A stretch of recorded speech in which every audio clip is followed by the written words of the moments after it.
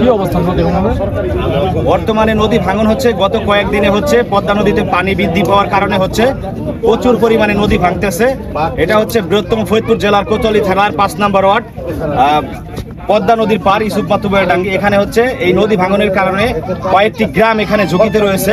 মুজাফর মাতুব্বরের ডাঙ্গি, সুনতেলখাট ডাঙ্গি, আর হচ্ছে ইসুফ মাতুব্বরের ডাঙ্গি, শুকর আলী মিদ্দার ডাঙ্গি, 4টি গ্রাম হচ্ছে প্রচুর ঝুঁকির মুখে রয়েছে।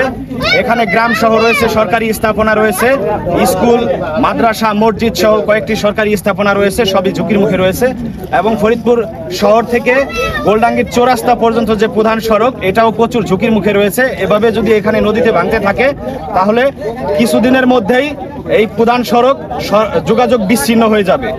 তো আমাদের এলাকাবাসীর পক্ষ থেকে একটাই দাবি জানাই যে এখানে আমরা বিগত দিনে লক্ষ্য করেছি এলাকা মানুষের, এই স্থানীয় এলাকার মানুষের যেটা দাবি অনেকেই আমাদের কাছে বলেছে এবং আমরাও শুনেছি যে পদ্মা নদী থেকে অবৈধভাবে বালু উত্তোলন করা হয়।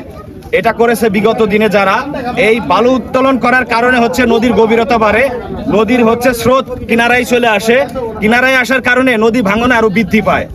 তো এই সমস্যার সমাধান এই এলাকার সর্বস্তরের সাধারণ জনগণ অবসান চায়। এবং যারা পদ্মা নদী থেকে অবৈধভাবে বালু উত্তোলন করে, আমি মনে করি তারা হচ্ছে জনগণের শত্রু, তারা দেশদ্রোহী। এবং বাংলাদেশ সরকারে যারা দায়িত্বে রয়েছেন, বর্তমান অন্তর্বর্তীকালীন সরকারের প্রধান উপদেষ্টা ডক্টর মোহাম্মদ ইউনূস স্যার এবং অন্যান্য উপদেষ্টা যারা রয়েছেন, তাদের কাছে আমরা জোর দাবি জানাই আমাদের নর্থ চ্যানেল ইউনিয়ন 5 নম্বর ওয়ার্ড, এখানে 4টি গ্রাম ঝুঁকির মুখে রয়েছে। এখানে যেন এই নদী ভাঙন রোধে আপাতত কমপক্ষে কিছু বস্তা দিয়ে এখানে ব্যবস্থা করে এবং নদীর পানি কমে গেলে তখন যেন এখানে বোল্ডার দিয়ে স্থায়ী একটা বাঁধের ব্যবস্থা করে।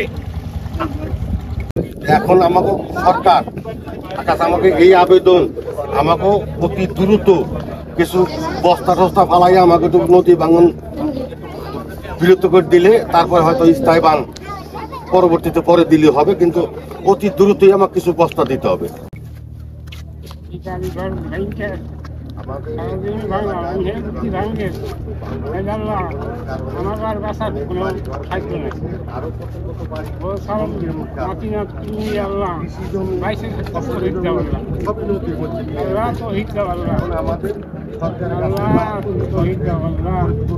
পদ্মা নদী ভাঙন, 4টি গ্রাম ঝুঁকির মুখে। এখানে হচ্ছে গ্রামবাসী, বিশেষ করে 5 নম্বর ওয়ার্ড, 6 নম্বর ওয়ার্ড, 2টা ওয়ার্ডই ঝুঁকির মুখে।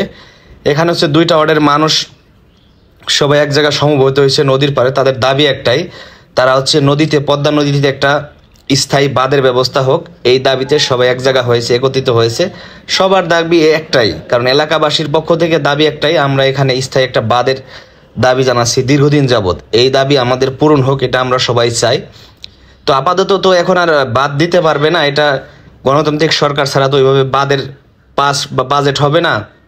তো আমরা চাচ্ছি, এখন তো ভেঙে নিয়ে যাচ্ছে সবকিছু, ফসলি জায়গা, জমি, বাড়িঘর।